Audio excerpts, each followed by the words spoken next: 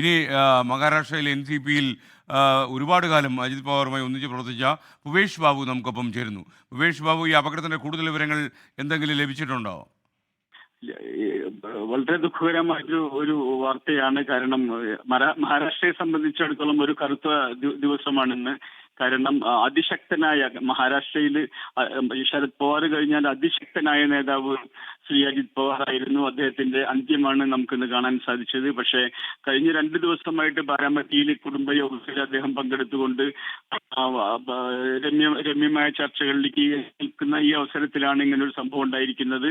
വളരെ ദുഃഖകരമാണ്. കാരണം എന്ന് വെച്ചിട്ടുണ്ടെങ്കിൽ ഞാൻ 30 കൊല്ലമായിട്ട് 14 കൊല്ലം ഞാൻ അദ്ദേഹത്തിന്റെ കൂടെ മഹാരാഷ്ട്രയിൽ വൈസ് പ്രസിഡന്റ് ആയിരുന്നു. പക്ഷേ ഞങ്ങളൊക്കെ ഏതെങ്കിലും കാര്യങ്ങളായിട്ട് അദ്ദേഹത്തിന് സമീപിക്കുമ്പോഴും ഒരു ജോലി സമീപിച്ചിട്ടുണ്ടെങ്കിൽ ആ ജോലി ചെയ്ത് കഴിഞ്ഞിട്ട് ഇനി എന്തെങ്കിലും ഉണ്ടോ എന്ന് ചോദിക്കുന്ന ഒരേ ഒരു മന്ത്രി അദ്ദേഹമായിരുന്നു. കാരണം രാവിലെ 7 മണിക്ക് തുടങ്ങി രാത്രി 11 മണി വരെ അദ്ദേഹം പ്രവർത്തകരെ കാണുകയും അവരുടെ പ്രശ്നങ്ങൾക്ക് എന്തെങ്കിലും സഹായം ചെയ്യാൻ അത് ചെയ്യുകയും ചെയ്യുന്ന, അത് കഴിഞ്ഞാൽ ഏറ്റവും ജനങ്ങളുടെ ഇടയിൽ പ്രവർത്തിക്കുന്ന ഒരാളായിരുന്നു അദ്ദേഹം. അതാണ് മഹാരാഷ്ട്രയ്ക്ക് നഷ്ടപ്പെട്ടത്. വലിയൊരു നികത്താനാവാത്തൊരു നഷ്ടം തന്നെയാണ്.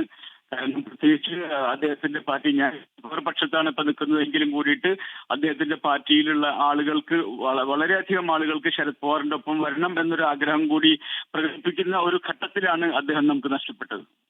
Okay, thank you Bhuvesh Babu. മഹാരാഷ്ട്രയിലെ NCP നേതാവ് കൂടിയായ ഭുവേഷ് ബാബു, ഒരുപാട് കൊല്ലക്കാലം അദ്ദേഹത്തോടൊപ്പം രാഷ്ട്രീയ കക്ഷിയിൽ പ്രവർത്തിച്ച ഭുവേഷ് ബാബുവാണ് നമുക്കൊപ്പം ടെലിഫോൺ ലൈനിൽ ചേർന്നത്. ലോകത്തെവിടെയായാലും ഏത് സമയത്തും 24 വാർത്തകളും ഓഗ്മെന്റഡ് റിയാലിറ്റി പാക്കേജുകളും എക്സ്പ്ലെയിനറുകളും വിശദമായി കാണാൻ ഞങ്ങളുടെ YouTube ചാനൽ നിങ്ങൾക്ക് സബ്സ്ക്രൈബ് ചെയ്യാം.